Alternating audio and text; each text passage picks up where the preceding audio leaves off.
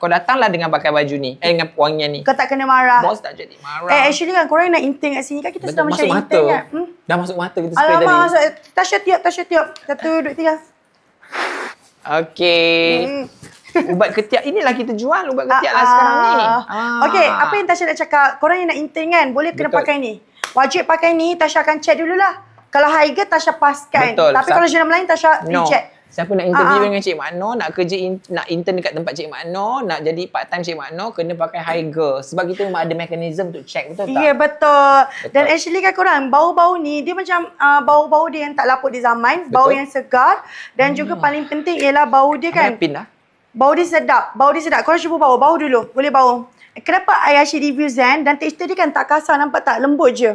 Tak ada bintik-bintik macam muka Tasha lah. Betul. Yang ini, okey, contoh kalau lepas guna, dia masih macam ni, maksudnya orang tu ketiak dia licin lah.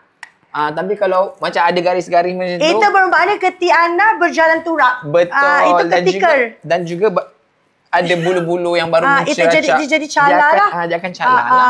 Kalau macam ni, talit baru selit, maksudnya ketiak talit memang masih licin. Bila selit dia masih tekstur dia masih macam ni. Tapi kalau bulu tu menceracak, dia akan jadi macam tu lah. Jadi kasar sikit lah. Betul. Tasha memang tak tipu. Okay, next bau pula Tasha. Korang kena ambil tau korang. Zen ni dari mana? Ni nombor 1 macam nak buat. Okay, ni Zen ni number 1. Dia kod nombor 01.